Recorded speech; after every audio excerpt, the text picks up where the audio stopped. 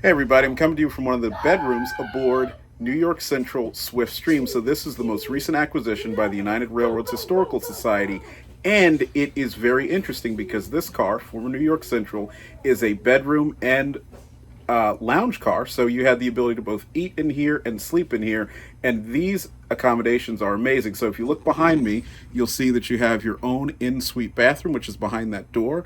You have seating for one there, and then as I turn around, you have seating for three, and this entire compartment closes up, and then you can stay here all by yourself in your own private, relatively small, but private nonetheless, hotel room as you whisk along the New York Central's water level route between New York City and Chicago, or along the old Big Four that takes you out to St. Louis. So this is a great find, great acquisition by the URHS, and you too can be riding aboard this next year when they do more excursions behind Amtrak trains. So we'll see you down the line.